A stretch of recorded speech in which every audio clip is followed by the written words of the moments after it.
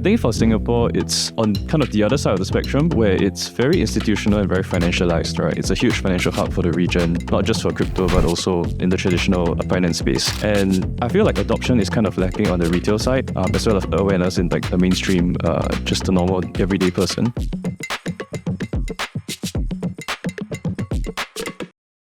This material is for informational purposes only and is not intended to provide accounting, legal, or tax advice, or investment recommendations, or an official statement of Presto or its affiliates. Hello, everyone. It was a long 3 weeks. It was conference season in Asia, starting from KBW and Token 2049.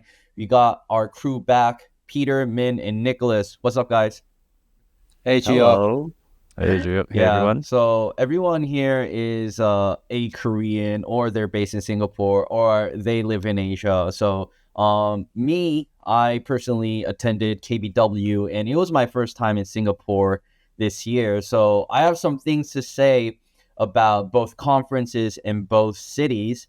And just to start off, Asia, just to let the viewers know, Asia is the market that everyone wants to come into. Like all the liquidity, all the big trading firms. I mean, not all of them, but many of them are based in Hong Kong, Singapore, and even Korea. And a lot of people inquire me on how to get into the Korean market because, there's a severe lack of understanding on how this market works.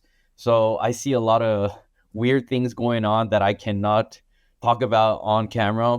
And a lot of people ask for consulting on this matter. So I think since we all live in Asia, it's a good time for us to share insights how the Asian market, like how good, I mean not good, but maybe like how exciting, how dynamic it is, and how important it is to our Western audience. So just to start off, I think I want to share that first, Korea is like a very, very high demand market right now because I think since last year, a lot of people realized Korean exchange listings are very, very, very good for their tokens. And for that reason, I see a lot of marketing initiatives being done in Korea with a lot of projects. And for that reason, I see so many marketing agencies and KOLs trying to absorb that demand coming outside of Korea. So is this something necessarily like good or bad is what I kind of think about a lot, because once this market just develops into, like, let's say a trading avenue or a place where you just list tokens, it kind of exacerbates the problem that it already has, which is the lack of developers or builders in the country. Like, we're going to accelerate this trend where most people in Korea just trade tokens, not create tokens.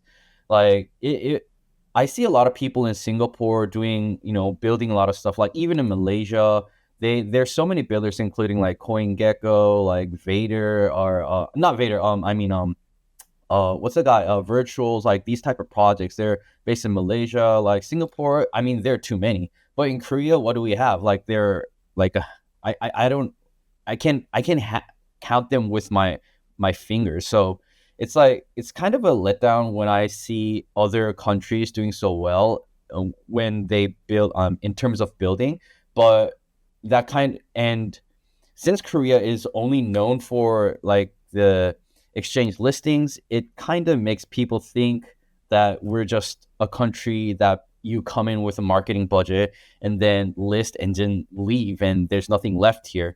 And when I visited Singapore, it struck me that people actually thought Singapore is much more important because I don't know why, but like it seems like the conference size and the people that gather just kind of created this network effect where more people gathered to like meet other more high value people. So like there's like a stark contrast between Korea and Singapore as so-called crypto hubs in Asia. So it was kind of eye-opening for me because like the quality of events in Singapore were way higher, and the type of events being held in Singapore were way higher, and I think I had more opportunities to meet new people in Singapore. So I now understand why people say they're gonna skip Korea Blockchain Week, because like if you're visiting Asia, like Singapore is the place that you need to go. So yeah, it was kind of a red pill moment for me too. And yeah, it's yeah, I think Korea has to um up their game in that matter. Well, I totally see your point actually. So I think Singapore have a few advantages that Korea is not going to be able to match over the short term, despite what everybody says about KRW market volumes and things like that, which is I think is the maybe to be really honest and brutal. That's the only thing that we can kind of as a Koreans can kind of mention as the as why Korea is important. But if you take that away, it's kind of there's nothing else really. And Singapore is first of all, it's a financial hub, so it's an open economy. There's no, I talk about this often, but there's no capital control. Same thing with Hong Kong as well. And in fact, there are not that many countries in Asia where there is not a capital control. It's just pretty much Hong Kong and Singapore and Japan, and that's it. So Singapore has a huge advantage in that sense, and speaks English. So this industry really kind of started in the U.S. A lot of opinion leaders and innovation take place in the U.S. And when these people want to make inroads into Asia, they look at several options, and then Singapore definitely stand out in that sense. It's a place where people can, investors can make investments easily because there's no capital control. It's a place where people can find talents because they speak English. And if they cannot find talents in Singapore, it's very easy to relocate people from another jurisdictions into Singapore because that's how financial hubs work. Same thing in Hong Kong as well. So I think these things all kind of add up to as a unique advantage for Singapore, and that's why you go to I didn't go to Token this year, but I went last year, and then when you compare the quality of the speakers, definitely there's a big difference. These speakers are more willing to go to Singapore, but not as much in Korea. And so when you go to KBW, it's mostly, I think it's a very local event. There are lots of retail, local crypto degen traders there. A lot of aunties and uncles, 아줌마 아저씨 in these main events. So I totally agree with some of the points you mentioned. Yeah. Like at these events, these people just come to eat food. Some guy actually asked like this old guy at one of the events, and he was like, "Why did you come?" And he was like, "Oh, just to have food." And I was like, "Why? Why did you take your time to come eat cold food?" But anyways, I think that kind of attracts a lot of people. So I'm kind of wondering, like, what's your opinion on Korea and Singapore, Nicholas? Like, do you have any like things to say? Like, what's your impression on Korea since you're based in Singapore and attended both events? So you have a good perspective, I think. Yeah, I was there for both, as well as in previous years. I think it's pretty much like what Peter and Ji-Hook, you guys mentioned. The Korea side, there's so much interest, I think, from retail and just like mainstream participants, right? Awareness is crazy. People are trading. There's just so much activity and so much interest in the space. I think for Singapore, it's on kind of the other side of the spectrum where it's very institutional and very financialized, right? It's a huge financial hub for the region, not just for crypto, but also in the traditional finance space. And I feel like adoption is kind of lacking on the retail side, as well as awareness in like the mainstream, just the normal everyday person. Whereas in Korea, it's kind of the other way, right? So it kind of depends on what kind of adoption you're looking for, I think. If you're looking for like institutional adoption, go for Singapore. If you're looking for something more retail, go to market. I think Korea is a good market for that. I thought like every 1 out of 3 guys in Singapore was a crypto bro. Is that not true? Maybe just within CT. I think you don't get like the Korean ajumas ajushis in Singapore going around for merch and going around for free food. I think that's different. It's like what I realized in Singapore is that it's such a small city. Like it's just like is. one district in Korea. And Yeah. if you work in crypto in Singapore, it seems like I actually bumped into a lot of people that I just saw on the internet in Singapore. And I was like, what? It's a small Like it's a circle. very small city. And like Yeah. it just seems like even though the like amount of people who are into crypto might be lower, it would be, the probability that you bump into someone like by pure luck on the street, like who's into crypto, like that you would recognize would be much higher in Singapore. Yeah, I think if you're working in the space, definitely it's a lot easier to kind of network and get around just because everyone's so near each other and the circles are just so small, right? So you definitely know someone who knows someone. So you're pretty much connected to everybody else in the space, just like 1 or 2 hops away. Yeah, just so many builders, so many institutions here. I think it's a pretty good space to be. Yeah, and I think that's why like you know these I think a lot of I don't know what I don't know like if I'm correct, but it just seems like since a lot of people are connected in Singapore, it seems like they on CT on crypto Twitter, they tend to what do you say like have this like invisible rivalry, like invisible like tension type of thing, you know, like back in the day like this guy on crypto Twitter called Mia Hedge, he openly Right. Right. yeah, criticized the guys I forgot Enos on Twitter Yeah, the that big you know trader. he's like pumping his own bags and that type of stuff. Yeah. I would imagine that happens a lot in Singapore behind the scenes. What do you think about this? Yeah, I think there's a lot of very influential like anons and like whales based in Singapore just because it's a good place to be. Crypto, it's not taxed here in Singapore, so it's a good place to park your assets. And just a lot of people are just based here, and do a lot of like trading, high volume stuff. I think just because the stakes are much higher in Singapore, maybe that kind of increases tension, increases competition. I think Singapore in general as well, it's a pretty competitive place. Just because, like you guys said, right, it's a small country.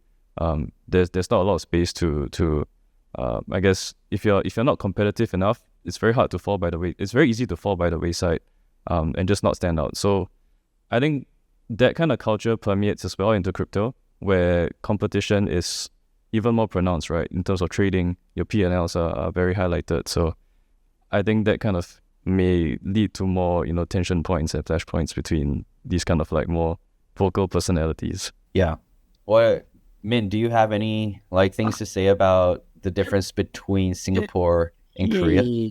Yeah, I mean, I pretty much agree with what you guys said. I mean, KBW tends to be more for retail, especially I think it's happened after Bitsum started sponsoring KBW.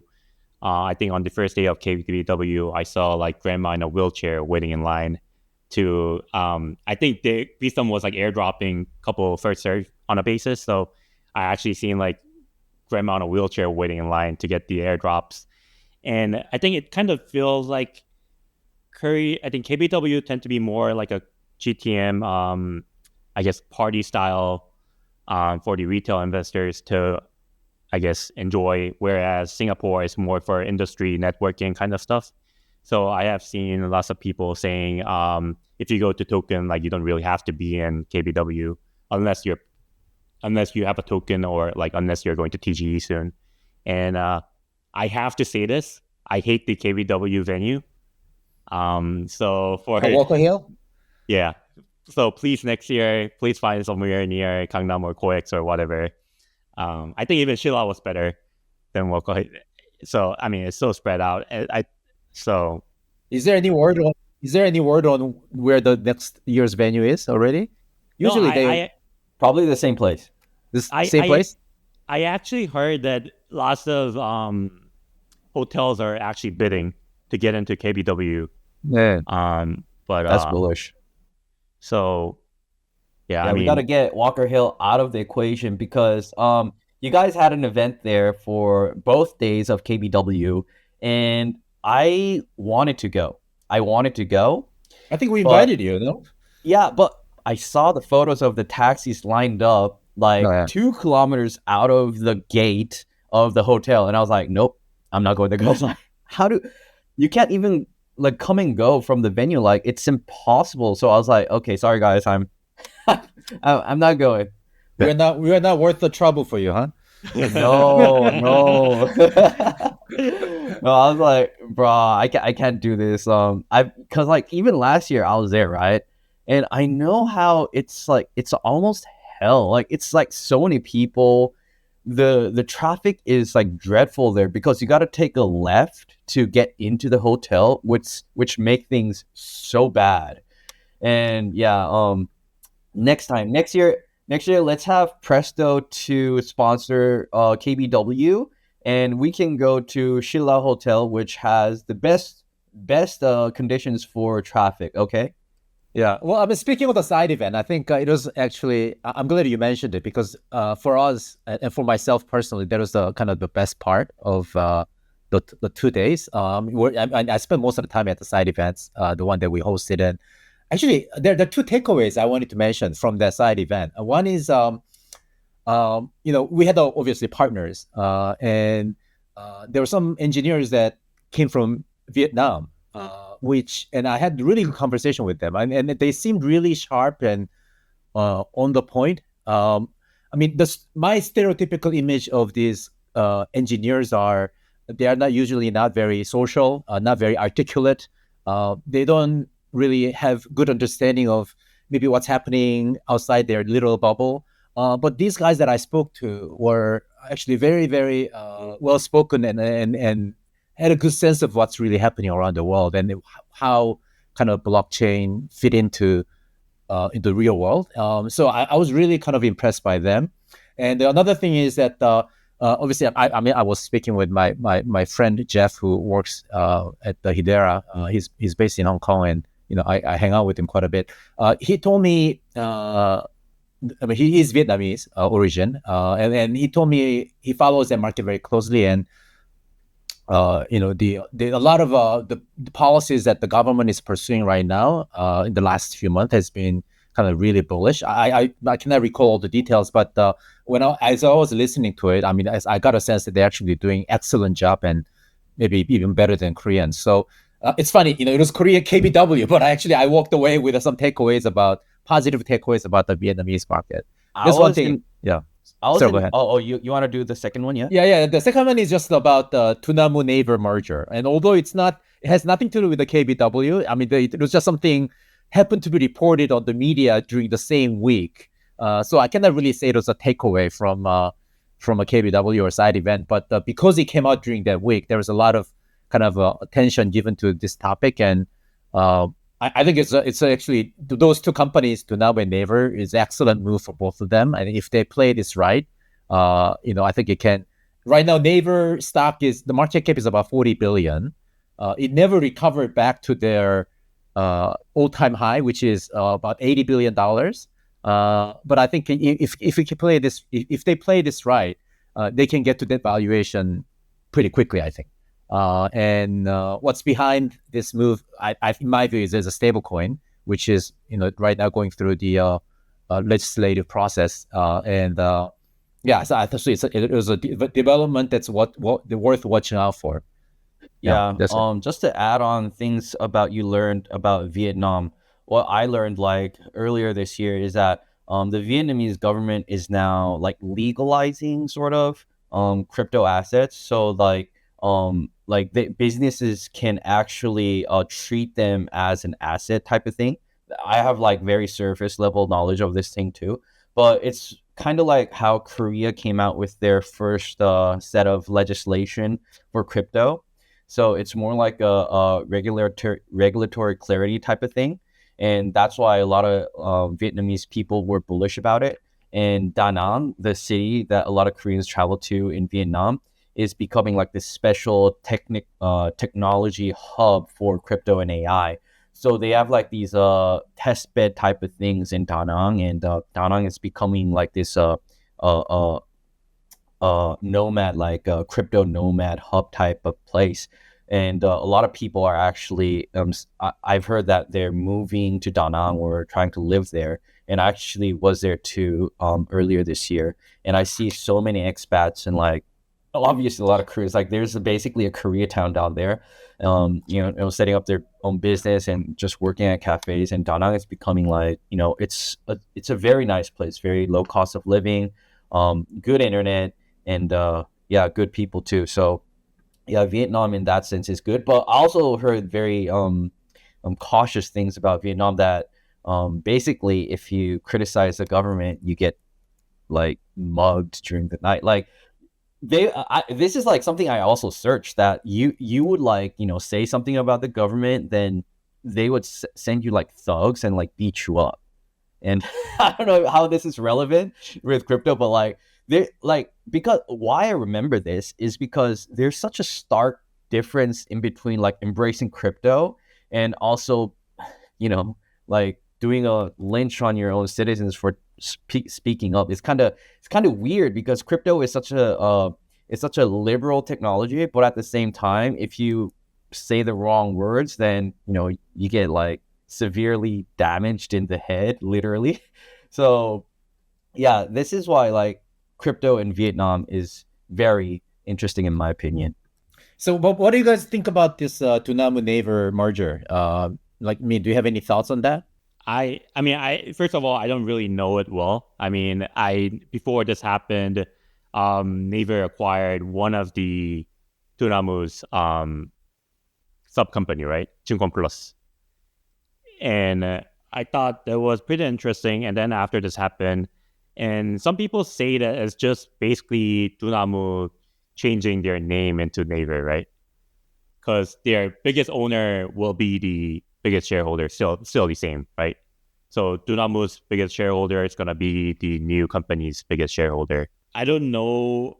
I mean, they haven't really announced anything on the stablecoin parts or other stuff as well at the current stage. So I think to be honest, I think it's good for Naver. And I actually hold some of the Dunamu's share because I thought it's really undervalued compared to volumes and everything. If you compare with Coinbase or other public companies, I think it's still very undervalued when you think of how massive trade volume comes from. So good for Naver, I think. But I mean, I don't know the details, so I can't really comment on. Yeah, I mean, I think it's the reason why I think it's good for Naver, but also good for Dunamu. And the reason why I say it is because we're in crypto industry, we think, wow, Dunamu, Upbit, they are so big and whatever. But if you are not in crypto, which is like 95% of the Korean population, Dunamu is like nobody, right? Nobody knows about the company unless you're a speculator, right? And so from Dunamu's perspective, I think they want to be more mainstream, not just a crypto company. And to do that, Naver is actually a perfect partner because Naver is Google of Korea. They have a 62% market share in portal market share. And by incorporating stablecoin, which can act as a bridge from like a TradFi real world into crypto, and they can kind of control that gateway. So that's why I think the Dunamu can take this as an opportunity to kind of grow out of the traditional crypto bubble into more mainstream, and that's why I think it's a good move by Dunamu as well. And what was funny was the day of announcement, the stock price of Naver went up like I think 8 or 10% at the initial, while Dunamu stock price like was down. Correct. Yeah, something like down. that. Yeah, so. It was down because in the OTC market, I think investors were hoping that Dunamu will do IPO in the US instead of merging with the local company. And that expectation was killed by this merger announcement. So that's why maybe there was some selling initially. But I think if you take a longer term horizon, I think this is the right thing that they did. Also, like what I like it. This might be a bit relevant to the merger, but Upbit recently also announced their L2 Kiwa, and I saw that they have their own native KYC system implemented to their on-chain environment. And I think that was, I think like, why do we even need this? Because like the people who do trade on Hyperliquid, who do trade on Polymarket, they do it because there is no KYC, and that's why it's popular, and that's why people in crypto use it. So I didn't like if you're trying to get market share and if you're trying to penetrate the crypto market, why are you doing these KYC regimes where it reduces your total addressable market? Actually, it reduces your market size to Koreans or people who have legal access to Korean KYC schemes. So it's a totally, I think they made a very safe choice because they don't want to be involved in these like, anti-money laundering type of drama, right? But like I think they're just taking a too much of a safe route to pursue their business. I think who dominates the on-chain environment, the market, would come out on top in the future. I think localizing and being concentrated in Korea could work in the short term, but in the long term, I think that would be irrelevant because if crypto is going to eat the world, I think KYC would be something of a past. Like we would be all living in, basically on chain on one ledger. So, yeah. Yeah, so I think it basically reflects the limitations of crypto company working out of Korea. Because Upbit, as a licensed exchange, is constantly scrutinized and reviewed by the Korean Financial Authority to make sure that they comply with the local laws, and if they don't, that they don't get the renewal of their license. So I think they just have to play safe. So unless the regulatory environment changes in Korea, Upbit's approach has to be something like that. But I'm curious, like if you are a builder on Base and in Coinbase, do you have to go through the KYC also, or like how does that work? Base You don't, right? Base Yeah, is there's for no need everyone. for it. Yeah. So yeah, It's just open. So that's a different approach. Hopefully that'll change. I think if the environment for Korea changes, maybe not the next few years, but 5-10 At this years from now. point, I'm curious what people outside of Korea think about these developments in Korea. So Nicholas, like, do you have any, thoughts on like how Korea is doing? Like, do you hear any opinions that opines on the Korean market? Yeah, I think the Korean market has always been an interesting one, at least from an external observer's perspective, right? Especially when it comes to crypto. Because, I mean, the initial impression, like we've covered, is just that everybody's trading, there's huge volumes, but we don't really understand like how that happened, or like, what factors kind of led to that. But over time, you kind of understand that, the culture, I guess, around some of these like more speculatory pursuits. So I think that's one thing. The other thing, I mean, in particular for this Upbit merger as well, because we always know that Upbit has the biggest volumes. It's everybody, like Min said, everybody tries to go for an Upbit listing. So I guess when we saw this merger, we're also thinking a bit like what Peter said, right? How come they didn't aim bigger and kind of go for like a global IPO thing, especially in a regime where so many big companies are IPOing. Circle IPO was crazy, right? Why didn't they kind of use those tailwinds and actually go for something bigger? But yeah, I guess it's probably, like you guys mentioned, something around the regulatory environment. Upbit was kind of investigated for a little bit, right? In the past few years with the listings. So maybe that was a little bit of like a hurdle or headwind that was holding them back. And I actually heard from another conversation that I also had at Token that, I think they also had shares in Upbit, and they were also expecting something similar, right? Not a merger exit, but, definitely something much bigger, given how important Upbit has been for the entire crypto economy, right? Not just within Korea, but it's a global strategy now to actually target the Korean market. Yeah. So actually, interesting you mentioned it, because I think what this implies is that the other licensed exchanges in Korea could also be an M&A target. I mean, like in the US, we've already seen a lot of M&A actions, right? So that kind of wave is now, I think, coming over to Korea as well. So there are, apart from Upbit, there are 4 other licensed exchanges in Korea, and who knows, they may be up for grabs by some larger companies that wants to get into crypto. My guess would be some local financial companies, like brokerage houses or banks. Some of them already have like passive, stake in these equity stake in these companies, so they could be making moves in the next few months or so.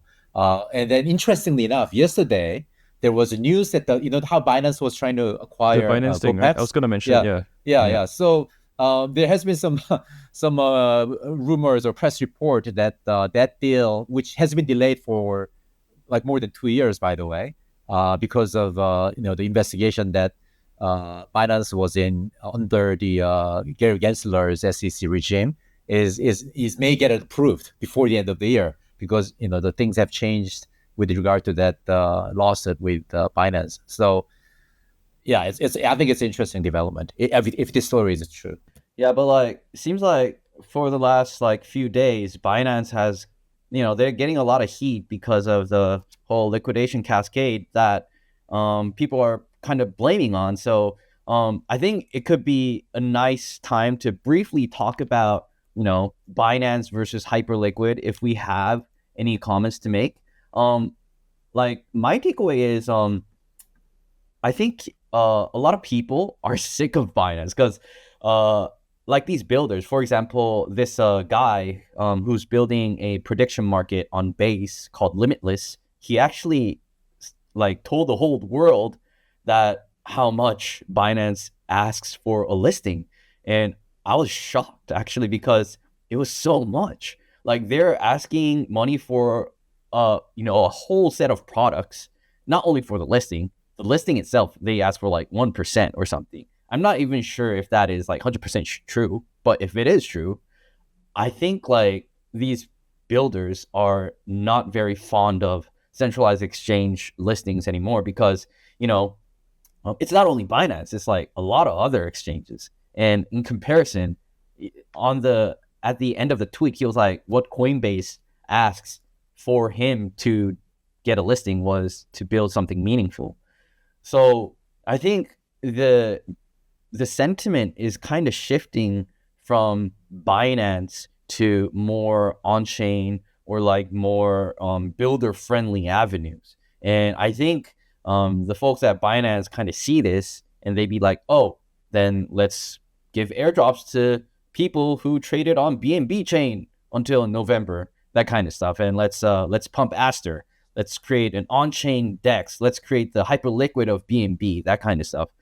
But, after the liquidation event and all these like revelations coming out from actual builders, I think the sentiment towards these centralized exchanges, especially to Binance, is kind of deteriorating a lot.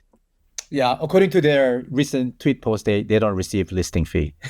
Yeah, I don't know. Like, I don't know, man. Like, I don't know. It's I don't know either, but that's yeah. what they posted on the Twitter. Yeah.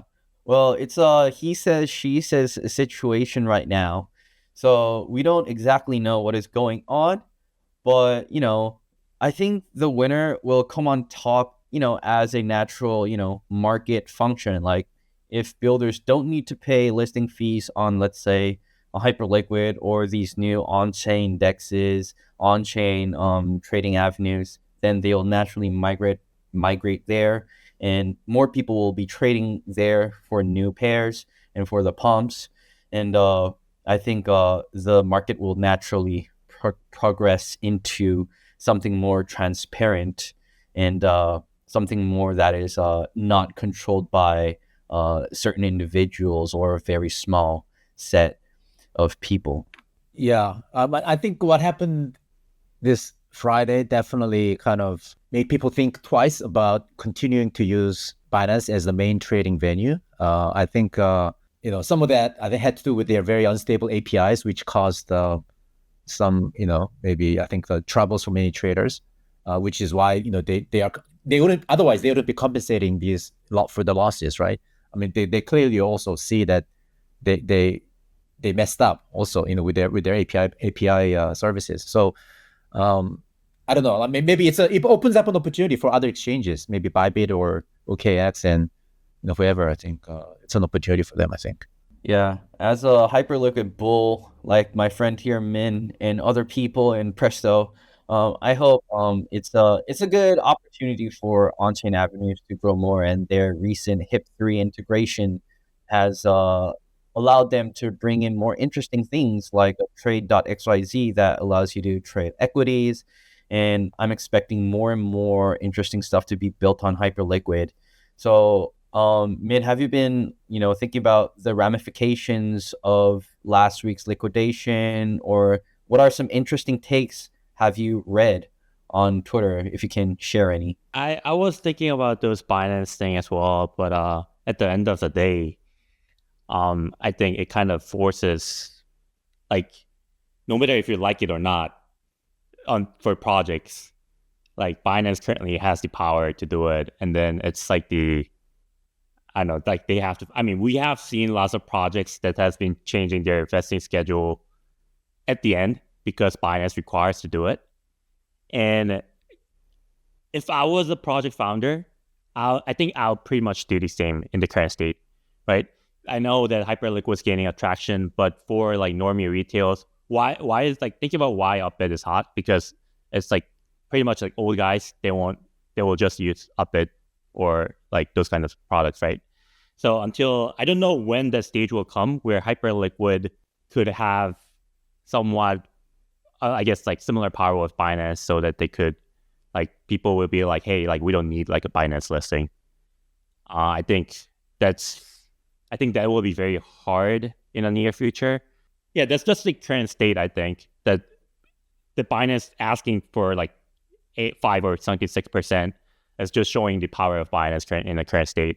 And it's not just for Binance. I think Bybit and OKX pretty much do the similar stuff. So Yeah, but like it seems like OKX Star from OKX was also like non-directly confronting his competitor.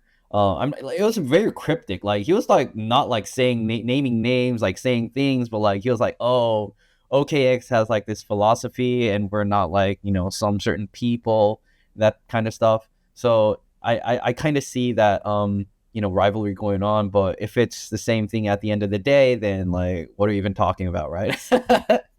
And like as you mentioned, it's a great network effect, right? Like Koreans need to use Naver because most people use Naver for something. And I personally really don't like Naver because it sucks, but sometimes I still need to use it for some things, which is not search but for other functions. So yeah, that network effect is very hard to penetrate. And yeah, it would need some sort of like big catalyst, like an FTX type of catalyst. Well, I'm not hoping for one, but it could that type of dramatic incident must happen for a great power transfer, right? So Nicholas, do you have any like interesting takes that you read on the timeline, or some thoughts you have on the recent liquidations? Yeah, I think pretty much, what you guys discussed. The other part of it was also, I think Binance also had issues with some of those collaterals that kind of depegged, right? So that was another reason for the whole move. But yeah, I think beyond that, it was just so much concentration of power in their markets, right? And that kind of caused everything to drag down. People couldn't put in their buy orders, they couldn't manage their liquidations, couldn't move collateral around, couldn't deposit and withdraw. Yeah, I think like Min said, we all know that the ideal state of things is not what it currently is, right? Binance holds way too much power. Projects just have to bend over and just give them what they want.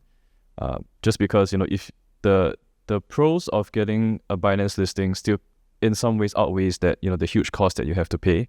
And I think that's just the state of things. You get access to the best liquidity in the world, the best holder base, all these BNB airdrops. As much as you're kind of giving away value, it does give you that distribution that a lot of people kind of want, and that awareness, that mindshare.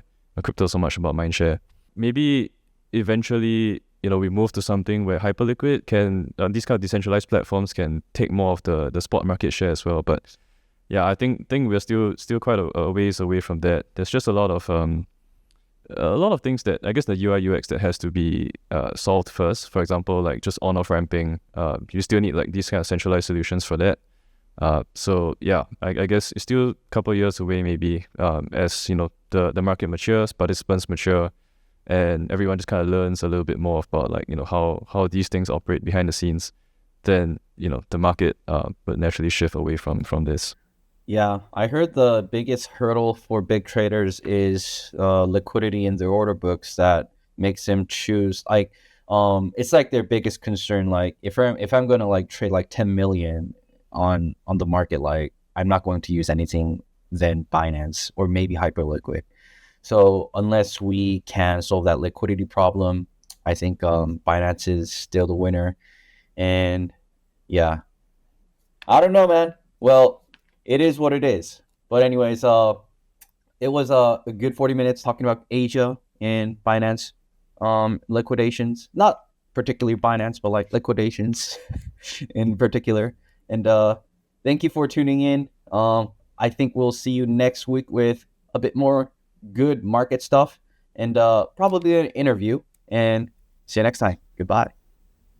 Bye, guys. Bye.